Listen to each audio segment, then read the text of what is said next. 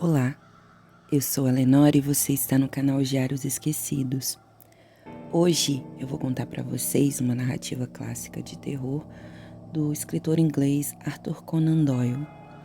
Antes de começar, como sempre, eu gostaria de pedir por favor para você se inscrever no meu canal, deixar um like, fazer um comentário e, se possível, indicar o meu canal para alguém que você pense que pode gostar desse tipo de conteúdo.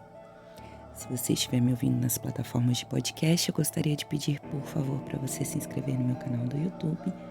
É bem rápido e você me ajudaria bastante. Bem, vamos lá? A Mão Morena.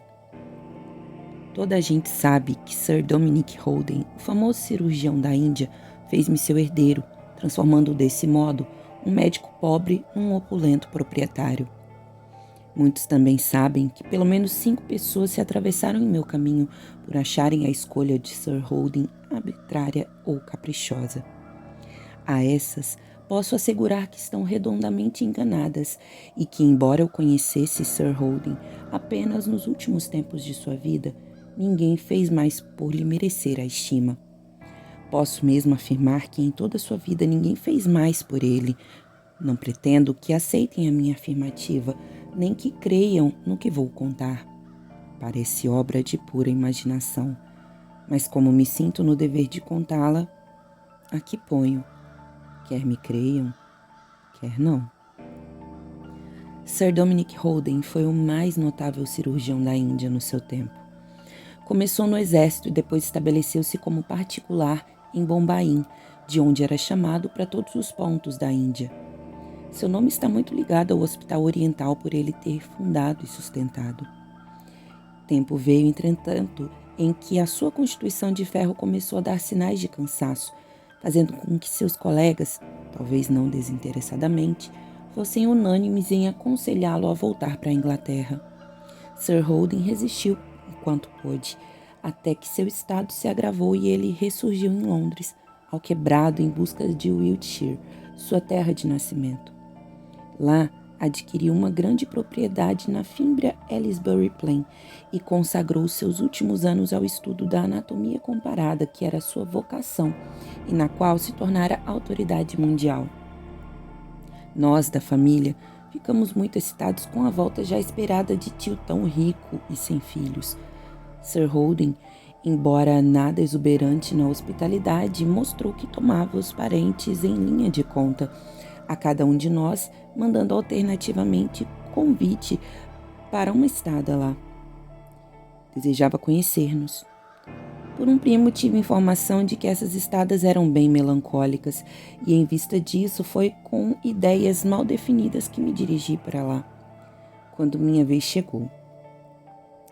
Minha mulher fora tão deliberadamente excluída do convite que o meu primeiro ímpeto foi recusá-lo. Mas havia interesses em jogo. Interesses dos filhos, e, movido pela insistência de todos, pus de lado o ressentimento e, numa tarde de outubro, parti para Rodenhurst, sem nem por sombras imaginar o que iria suceder. A propriedade de meu tio estava situada na planície de terras aráveis, alternadas com morretes de grés, características do condado de Wiltshire. Quando desci na estação de Dinton, ao apagar-me daquele dia de outono, senti-me impressionado pelo tom de magia da paisagem. Os escassos cottages de camponeses ficavam tão minúsculos diante dos restos da vida pré-histórica que o presente se me afigurava um simples sonho e o passado uma realidade esmagadora. O caminho coleava ao sabor de vales rasgados entre morros, em cujos topos se erguiam fortificações, redondas umas, outras quadradas, desafiadoras da ação dos ventos e das chuvas através dos séculos. Uns as atribuem aos romanos, outros aos bretões, mas a sua verdadeira origem está muito entrelaçada de possibilidades para que possa ser tirada a limpo. Há espaços, nas encostas viridentes, emergem restos de túmulos. Neles subsistem as cinzas dos cadáveres cremados da raça que esburacou daquela maneira a montanha. Uma urna de barro em cada túmulo conta que ali se dissolveu um homem que já viveu sob o sol. Foi através dessa impressionante paisagem que me aproximei da residência do meu tio em Rodenhurst, solar que se casava harmoniosamente com o meio. 2 pilares corroídos pelo tempo e encimados de emblemas heráldicos flanqueavam o portão de entrada. Um renque de olmos seguia-se agitado pelo vento gelado e a desfazer-se das folhas amarelecidas. Ao fim desse túnel vegetal, uma lâmpada. Era já quase noite, mas pude apanhar a vivenda em visão de conjunto. Uma casa baixa que se estirava em 2 alas desiguais, bem no estilo dos Tudors. Certa janela com persianas mostrava luz dentro. Era o gabinete de meu tio, para onde me levou um criado. Encontrei-o junto à lareira, tiritando ao áspero frio do outono inglês. Não estava acesa a lâmpada, de modo que vi Sir Holden à luz do braseiro. Cabeça grande, nariz de índio, rosto sulcado de rugas, como marcas sinistras de oculto fogo vulcânico. Sir Holden ergueu-se para receber-me num gesto de cortesia grata às tradições do velho solar. Um criado veio acender as lâmpadas e pude ver que um par de olhos, penetrantes como os das águias, escondidos debaixo do espesso das sobrancelhas, estavam lendo o meu caráter e os meus pensamentos com a facilidade de um mestre nos segredos da vida. Eu não podia despegar dele os meus olhos, porque jamais vira diante de mim uma criatura mais digna de nota. Um verdadeiro gigante, mas despido de carnes e só em osso. Suas roupas pareciam vazias, como as que se penduram pelos ombros num cabide de guarda-roupa. As mãos eram só nós, as pernas magríssimas. Os olhos, porém, aqueles perscrutadores olhos azuis, impressionavam mais que tudo. Não pela cor apenas, nem pelo fato de estarem emboscados sob as sobrancelhas espessas, mas pela expressão. Do todo seu agigantado e senhoril, era de esperar-se naqueles olhos uma expressão de arrogância. Em vez disso, tinha a que emana de um espírito acovardado e agachado, com furtivo e expectante do olhar do cachorro que vê o senhor levantar o chicote. Mentalmente murmurei o meu diagnóstico com base naquela expressão. Vi que meu tio estava em luta com alguma doença mortal, dessas que extinguem uma vida repentinamente, e vi que isso o aterrorizava. Era o chicote erguido. Tal foi o meu diagnóstico, e errado, como os acontecimentos o provaram. Menciono para que o leitor acompanhe a marcha das minhas impressões. A recepção de meu tio foi, como já disse, cortês, e 1 hora depois vi-me sentado entre ele e sua esposa à mesa de jantar, diante de iguarias requintadas e servido por criados do Oriente. O velho casal voltava tragicamente ao viver antigo dos começos do casamento, agora que se viam no fim da vida, sozinhos, sem amigos íntimos, já com a missão cumprida e à espera apenas do ponto final. Os que chegam a essa estação com suavidade e amor, os que transformaram o seu inverno em outono, saem da vida como vencedores. Lady Holden era uma criatura franzina e viva, com olhares para o marido que eram certificados ao nobre caráter do velho companheiro. E, entretanto, embora eu lesse amor mútuo naqueles olhos, também lia um mútuo terror, que interpretei como o medo do fim. A conversa de um ou de outro era às vezes alegre, às vezes triste, o que me esclareceu sobre o estado real dos corações que lhe palpitavam no peito. Estávamos no primeiro copo de vinho e os criados já haviam deixado a sala, quando a conversa tomou rumo imprevisto. Não me lembro o que nos pôs naquele caminho a debater o sobrenatural, assunto que me levou a discorrer sobre estudos psíquicos aos quais me tenho devotado, como muitos outros neurologistas. Expus a experiência feita com um membro de Psycho Research Society, quando com mais 3 colegas passaram uma noite num prédio assombrado. Era um caso de nenhum modo excitante ou convincente. Mesmo assim, interessou meus tios no mais alto grau. Ouviram-me em completo silêncio, trocando a espaços olhares que não pude compreender.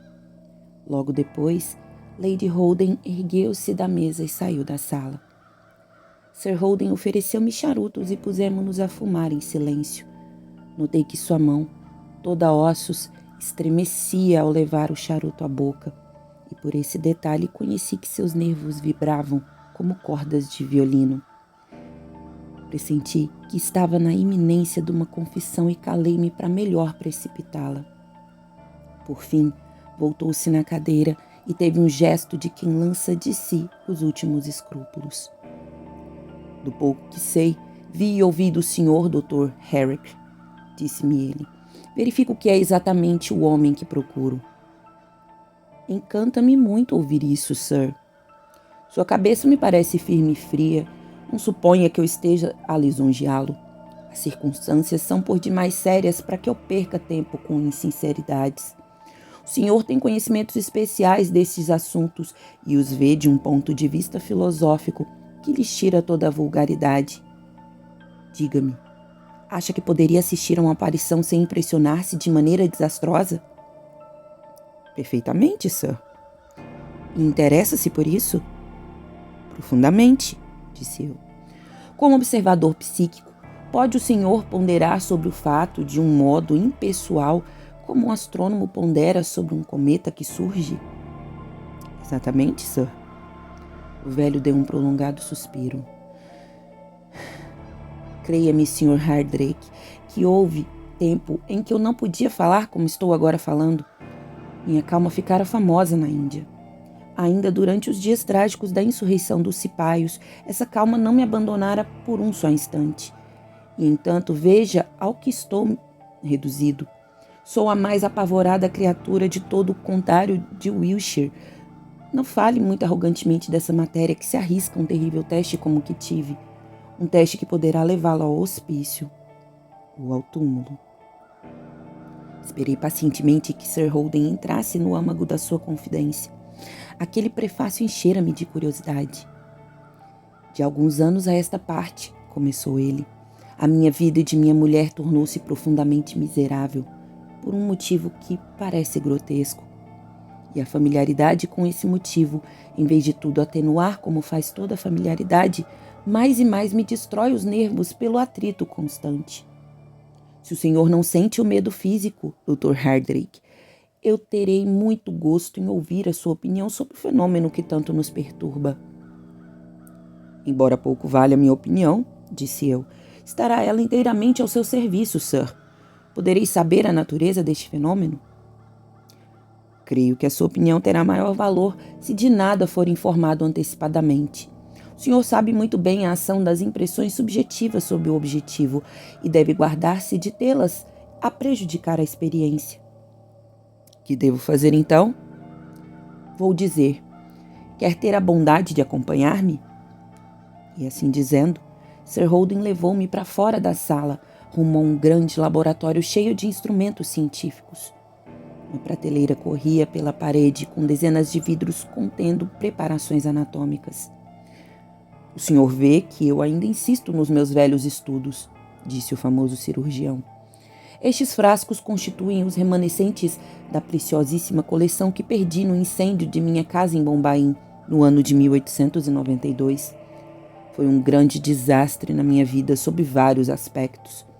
Eu possuía exemplares únicos em matéria de desvios anatômicos. Restam-me apenas estes sobejos. Corri os olhos pela coleção e vi que eram realmente objetos de grande valor pela raridade do ponto de vista patológico. Órgãos anormais, ossos mal formados, distúrbios parasitários, uma singular exibição de transtornos orgânicos coletados na Índia. Temos aqui um divã, disse o velho sábio. Nunca foi minha intenção oferecer a meu hóspede tão incômodo leito. Mas já que as coisas chegaram a este ponto, seria interessante que o senhor consentisse em passar a noite nesse laboratório. Isso caso não lhe repugne fazê-lo. Decida com toda sinceridade. Bom, pelo contrário, Sir, disse eu. Será com grande prazer que me submeterei à experiência de passar a noite aqui. Meu quarto é o segundo à esquerda, e se necessitar de mim, para o que quer que seja, não tem escrúpulos em chamar-me, disse ele. Espero não ser forçado a perturbar o seu repouso, Sir. Não receie em acodar-me. Raro durmo. Estarei sempre alerta e às suas ordens. Não foi afetação ou exagero de minha parte dizer que sentira prazer em passar a noite ali. De nenhum modo pretendo ter mais coragem física do que qualquer outro, mas a familiaridade com o assunto atenua sua impressão sobre nós. O cérebro humano é capaz de uma só emoção forte de cada vez, e se está tomado de curiosidade ou entusiasmo científico, não cabe nele o medo. É verdade que eu ouvira de meu tio o contrário disso, mas atribuí o fato à fraqueza e decadência de seus nervos. Eu, pelo contrário, estava perfeito de saúde e nervos e por isso ansioso como caçador pela caça. Fechei a porta do laboratório e deitei-me no divã. Não era o ambiente ideal para um quarto de dormir. Ar pesado e impregnado de cheiros de drogas, entre os quais predominava o do álcool metílico. As decorações igualmente eram nada sedativas. Havia a odiosa prateleira de relíquias de doenças horrorosas a tomar-me os olhos para onde quer que os voltasse.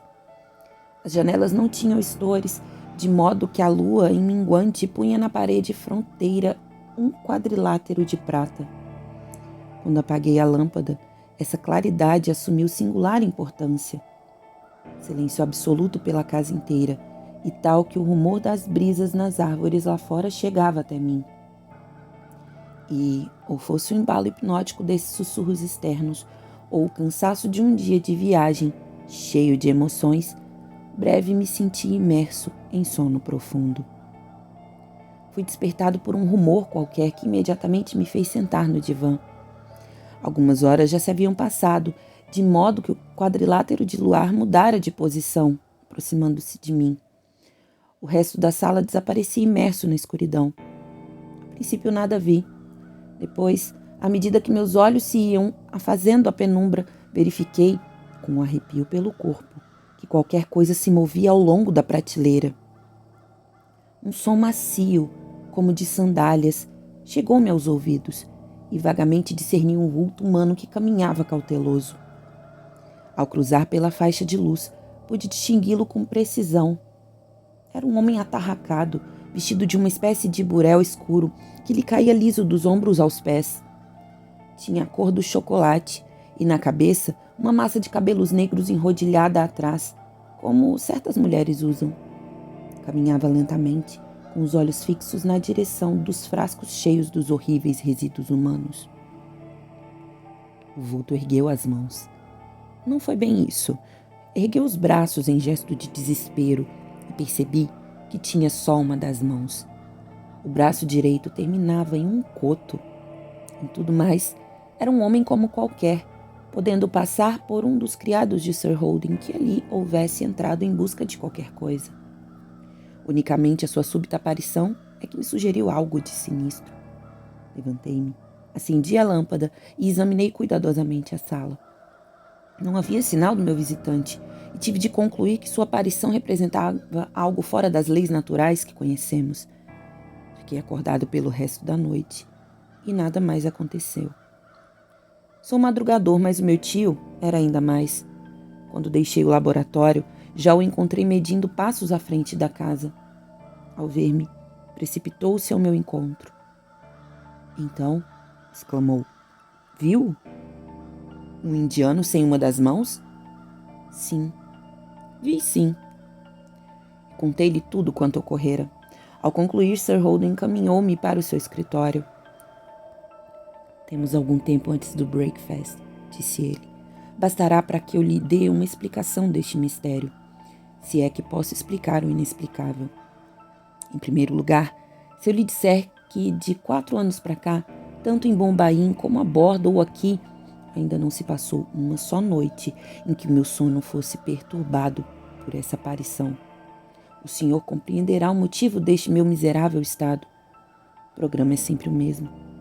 Surge à beira de meu leito, sacode-me rudemente pelos ombros, segue para o laboratório, caminha lento na direção da prateleira e desaparece. Por mais de 1000 vezes já fez isso. O que é que ele quer? Perguntei. Quer a sua mão. Sua mão? Sim, só quer isso. Vou contar.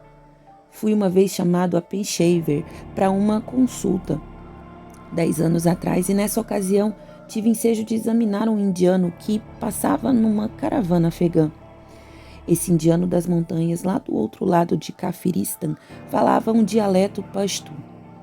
Foi tudo quanto pude saber. Sofria de uma inchação sarcomatosa na junta de um dos metacarpos e verifiquei que somente lhe amputando a mão poderia salvar-lhe a vida. Após muita luta, o homem consentiu em ser operado e, depois da operação, pediu-me a conta. O pobre homem não passava de um quase mendigo, de modo que a ideia de conta soava absurda, e respondi, brincando, que aceitava como pagamento um membro amputado, para o ter na minha coleção. Com surpresa minha, o indiano resistiu à proposta, explicando que, de acordo com suas crenças, era matéria muito importante que o corpo se apresentasse inteiro depois da morte. Essa crença é muito espalhada e encontrei-a também no Egito. Lembrei-me que a mão já estava cortada e que ele não tinha meios de conservá-la para reuni-la ao corpo depois que morresse. Respondeu-me que a conservaria em sal, trazendo-a sempre consigo, o que me fez alegar que estaria mais segura comigo, pois possuía melhor meio de conservá-la do que o sal. O homem compreendeu minha alegação e cedeu, dizendo: "Sim, Sahib, mas lembre-se de que quero que me devolva depois que eu morrer." Ri-me dessa exigência e o caso ficou por aí. Voltei à minha vida habitual, enquanto o operado, já de vida salva, pôde pensar na sua viagem para o Afeganistão. Mas como lhe contei ontem, eu fui vítima daquele incêndio em Bombaim. Metade de minha casa foi destruída e com ela quase toda a minha coleção. O que salvei foi quase nada. A mão do indiano perdeu-se no incêndio. 2 anos depois, fui uma noite despertado por um vigoroso puxão na manga. Sentei-me na cama, certo de que meu cachorro entrara no quarto. Em vez do cachorro, vi diante de mim o indiano operado, vestido no burel que lá usam, a olhar-me com expressão de censura enquanto estendia o braço sem mão. Depois caminhou ao longo da prateleira de frascos que nessa época eu conservava em meu quarto. Examinou-os todos e, com um gesto de cólera, desapareceu.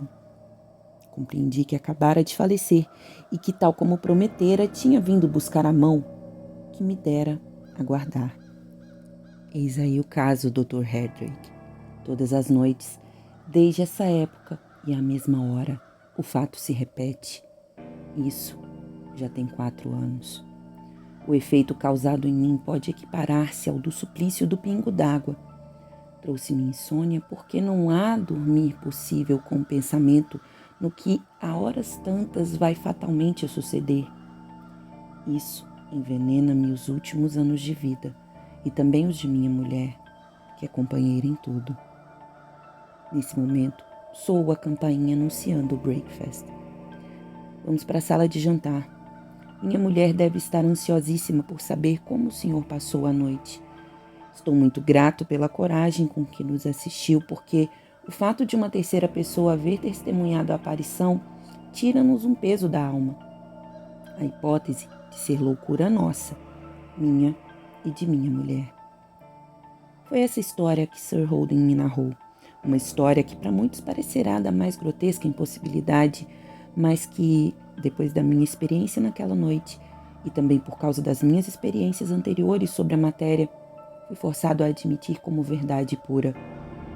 Após o breakfast, surpreendi meus hospedeiros com a notícia de que ia regressar a Londres pelo primeiro trem. Meu caro doutor, disse Sir Holden, tomado de surpresa, o senhor faz-me crer que errei em perturbar a sua estada aqui, pondo no conhecimento da minha estranha história. É justamente esse assunto que me leva a Londres, respondi, mas de nenhum modo suponha que a minha experiência desta noite me fosse desagradável. Ao contrário, tanto que peço permissão para voltar à tarde a fim de passar mais uma noite naquele divã. Meu tio sossegou e eu parti. Fui reler em meu consultório a passagem de um livro recente sobre o ocultismo que não me estava clara na memória. Essa passagem dizia assim: quando uma ideia muito forte obseda uma criatura no momento de morrer, basta isso para mantê-la presa a este mundo material. Tornam-se quais verdadeiros anfíbios dessa vida e da outra, e capazes de passar de uma para outra como a tartaruga passa da água para a terra. As causas que tão fortemente podem amarrar uma alma à vida que o corpo abandonou são as emoções violentas. Avareza, vingança, ansiedade, amor e piedade têm efeito bastante conhecido nesse pormenor. Em regra, tudo provém de um desejo violento, e só quando esse desejo se satisfaz, o espírito se acalma. Há muitos casos que mostram a estranha insistência destes visitantes, ou seu desaparecimento, depois que o desejo que os move é satisfeito, ou quando um pacto se realiza. Quando um pacto se realiza, repeti. Essa era a frase sobre a qual eu estava incerto e queria firmar-me. No caso de Sir Holden, só um pacto poderia atender à situação. Quem sabe se não estava ali o remédio que ele tanto procurava. Tomei o primeiro trem para Shadwell Simmons Hospital, onde meu velho amigo Hewitt era cirurgião. Sem entrar em explicações, fiz-o compreender exatamente o que queria. Uma mão morena? Exclamou Hewitt atônito. Que raio quer fazer com ela? Não se preocupe com minhas razões. Depois contarei tudo. Neste momento preciso de uma mão indiana, e sei que aqui há muitas. Sim, isso lá é, mas... E meu amigo, depois de refletir uns segundos, tocou a campainha. Travers, disse ao auxiliar que apareceu. Que fim levaram as mãos daquele Lascar operado ontem? Aquele camarada da East India Dock que foi colhido numa engrenagem? Estão no necrotério, sir. Embrulhe-me uma delas e trague-me. Foi assim que regressei a Rodenhurst com aquele estranho embrulho, a tempo de alcançar o jantar. Nada contei a Sir Holden e à noite, antes de deitar-me no divã, coloquei a mão morena num dos frascos de conserva a certa distância de mim. Tão interessado fiquei pelos resultados da minha experiência que nem pensei em dormir. Sentei-me com a lâmpada bem sombreada pelo shade e pus-me a esperar com toda a paciência. Dessa vez vi tudo claramente desde o começo. O indiano apareceu na direção da porta, como na véspera, mas apareceu nebuloso. Depois fixou-se nas formas humanas. Trazia sandálias vermelhas sem salto, o que explicava o macio do andar. Corporificou-se e fez tudo como fazia sempre. Caminhou na direção da prateleira de frascos. Deteve-se diante do que continha a mão amputada. Agarrou o frasco, examinou-o e depois, com todos os sinais da fúria no rosto, arremessou-o por terra. O barulho encheu a casa e o indiano desapareceu. Um momento depois, a porta abriu-se e Sir Holden entrava. Não está ferido? O que houve? Ferido não, apenas desapontado, disse eu. Sir Holden olhou com espanto para os destroços do frasco e para a mão morena que jazia sob o assoalho. Meu Deus, que é isto? Contei-lhe então tudo. Sir Holden ouviu-me atento e meneou a cabeça. Foi bem pensado, disse ele, mas receio que não seja fácil pôr termo aos meus sofrimentos. Numa coisa, porém, eu insisto, é que nunca mais durma aqui, nem se preocupe por mais tempo com este caso. Meu pavor de que alguma coisa lhe houvesse acontecido quando ouvi o barulho foi maior que todas as agonias lentas que ando sofrendo. Não quero expor-me a ver repetição disso. Sir Holden, entretanto, permitiu-me passar o resto da noite ali, onde fiquei a lamentar o desastre da minha experiência. A luz da manhã veio iluminar a mão ainda no chão. Pus-me a mirá-la e de súbito uma ideia me fuzilou o cérebro, que me fez saltar do divã trêmulo de emoção. De fato, a mão do indiano era à esquerda. Pelo primeiro trem corri ao Simmons Hospital terrivelmente apavorado com a hipótese de que a mão direita do indiano já houvesse ido para o forno crematório. Meu susto não durou muito tempo. Ainda lá estava o precioso objeto que iria salvar a vida de um homem de ciência. E voltei para Rodenhurst com a mão direita do Lascar. Sir Holden, entretanto, não quis nem por nada que eu dormisse de novo no laboratório. Foram inúteis todas as minhas tentativas. Achava que isso ia de encontro a todas as regras da hospitalidade. Tive de colocar a mão direita do Lasker no laboratório e acomodar-me num quarto próximo. Mas, a despeito disso, seu sono foi do mesmo modo interrompido. Altas horas da noite, meu tio apareceu-me no quarto de lâmpada em punho. Seu vulto agigantado vinha envolto num enorme pijama, e sua aparição seria mais terrível para um espírito desprevenido do que a do próprio indiano sem mão. Mas não foi sua entrada o que me espantou, e sim a expressão do seu rosto. Parecia remoçado de 20 anos. Os olhos brilhavam, todo seu rosto irradiava e sua mão erguia-se no ar um gesto de triunfo. Sentei-me na cama e arregalei os olhos. Deu certo, gritava ele. Meu caro Hardrake, como poderei pagá-lo pelo benefício que me fez? Explique-me isso. O que é que deu certo, Sir Holden? Eu perguntei. Creio que o meu amigo não ficará aborrecido de ser arrancado ao sono para ouvir a grande nova. Mas que é?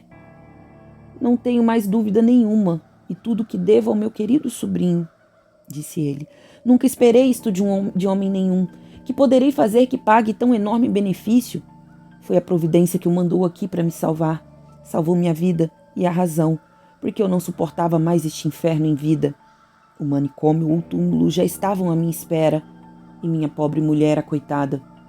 Nunca imaginei que essa carga pudesse ser arridada dos nossos ombros. Dizendo isso, abraçava-me com alegria infantil. Foi apenas uma experiência, uma tentativa, e estou encantado que desse resultado, eu disse. Mas como sabe que está tudo bem? Viu alguma coisa? Sir Holden sentou-se à beira da minha cama. Vi tudo, disse ele. O senhor sabe que a horas certas a criatura aparecia infalivelmente em meu quarto. Hoje veio, como de costume, e despertou-me, ou antes puxou-me pela manga ainda mais violentamente que das outras vezes. Parece que a decepção da véspera o irritara ao extremo. Olhou-me cheio de cólera e afastou-se, rumo ao laboratório. Poucos instantes depois vi-o de volta, e desde o início da sua perseguição era a primeira vez que voltava ao meu quarto. Vinha sorridente. Vi-lhe os dentes alvíssimos de fora. Parou na minha frente e por 3 vezes curvou-se no clássico salam, que é um modo solene de despedir-se dos orientais. Na terceira curvatura, seus braços ergueram-se à altura da cabeça e eu vi 2 mãos desenharem-se no ar. Depois, esvaiu-se e creio que para sempre. Eis narrada a curiosa experiência que me conquistou a afeição e gratidão desse meu famoso tio. Suas suposições realizaram-se porque, desde essa noite, nunca mais foi perturbado pelas visitas do indiano Maneta. Sir Dominic Holden e Lady Holden tiveram uma velhice muito feliz, sem nuvens, vindo a morrer por ocasião da grande influenza, com diferença de semanas um do outro. Pelo resto de suas vidas, nunca mais o bom velho deixou de consultar-me sobre o bom quanto dizia respeito à vida inglesa, da qual se afastara por muitos anos. Também o auxiliei na compra de outras propriedades que aumentaram os seus domínios. Não foi, portanto, nenhuma surpresa para mim quando seu testamento me colocou na frente de 5 furiosos sobrinhos e me transformou de modesto médico de província em chefe de uma importante família de Wiltshire. Graças ao indiano de mão cortada, meu destino mudou-se completamente. Fim. Bom, eu espero que vocês tenham gostado. Tem algumas palavras indianas no meio. Espero que eu não tenha irritado ninguém. Nenhum espírito indiano aí com a minha péssima pronúncia. Mas é isso. Esse conto foi traduzido pelo Monteiro Lobato. Bom, obrigada e tchau, tchau.